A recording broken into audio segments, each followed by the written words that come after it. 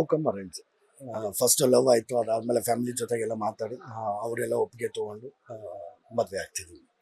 Love come arrange ಅಂತ ಹೇಳಿದ್ರೆ ಎಷ್ಟು ವರ್ಷಗಳ ಲವ್? ಫಸ್ಟ್ ಪ್ರಪೋಸ್ ಮಾಡಿದ್ ನೀವೇನಾ ಅಥವಾ ಸಂಧ್ಯಾ ಮೇಡಮ್ ಅವರಾ ಅಂತ? ಫಸ್ಟ್ ಪ್ರಪೋಸ್ ಮಾಡಿದ್ದು ನಾನೇ.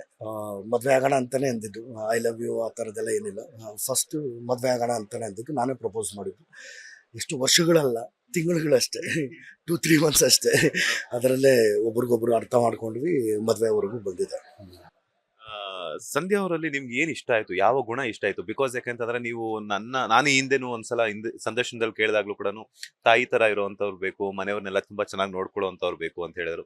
ಸೊ ಅವರಲ್ಲಿ ಯಾವ ಗುಣ ನಿಮ್ಗೆ ತುಂಬಾ ಇಷ್ಟ ಆಯ್ತು ಅಂತ? ಅಂದರೆ ಎಲ್ಲವನ್ನೂ ಅರ್ಥ ಮಾಡ್ಕೋತಾಳೆ, ಕಷ್ಟ ಸುಖ ಎಲ್ಲ ನೋಡಿ ಬಂದಿರೋಂಥ ಹುಡುಗಿ. ತುಂಬಾ ಸಿಂಗಲ್ ಪೇರೆಂಟಾಗಿ ಬದುಕಿದ್ದು. ಅದಾಗಿ ಅವಳಿಗೆ ಗೊತ್ತು ಎಷ್ಟರಲ್ಲಿ ಇಷ್ಟಿದ್ರೂ ಅದರಲ್ಲಿ ಬದುಕ್ಬೋದು ಅನ್ನೋದು ಗೊತ್ತು ಅವಳಿಗೆ.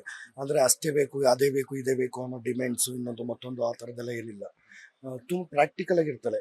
ಅಂದರೆ ತುಂಬ ಓವರ್ ಥಿಂಕಿಂಗು, ಲೈಕ್ ಎಕ್ಸ್ಪೆಕ್ಟೇಷನ್ಸು ಇವೆಲ್ಲ ಇಟ್ಕೊಳ್ಳಲ್ಲ. ಆಮೇಲೆ ನಮ್ಮ ಜೀವನಗಳು ಗೊತ್ತು ಅವಳಿಗೆ. ಈ ಸಿನಿಮಾ ಹೆಂಗೆ ವರ್ಕ್ ಆಗುತ್ತೆ, ಏನು, ಯಾವ ಕೆಲಸ ಇರುತ್ತೆ, ಏನು, ಅಂದರೆ ನಮ್ಮನ್ನು ತೀರಾ ಅರ್ಥ ಮಾಡ್ಕೊಳ್ಳೋರು ಇದ್ದರೆ ತುಂಬ ಖುಷಿ ಆಗುತ್ತಲ್ವ. ಆ ಥರದ್ರಲ್ಲಿ ಅರ್ಥ ಮಾಡಿಕೊಂಡು ಇದು ಅಂದರೆ ನಮ್ಮನ್ನು ಅರ್ಥ ಮಾಡ್ಕೊಳ್ಳೋಂಥವ್ರೆ ನಮ್ಗೆ ಇಷ್ಟ ಆಗುತ್ತೆ. ಅದರಲ್ಲಿ ಇವಳು ನನ್ನನ್ನು ಬೇಗನೆ ಅರ್ಥ ಮಾಡ್ಕೊಂಡ್ಳು. ಹಾಗಾಗಿ ನಮ್ಗೆ ಇದಾಯ್ತು.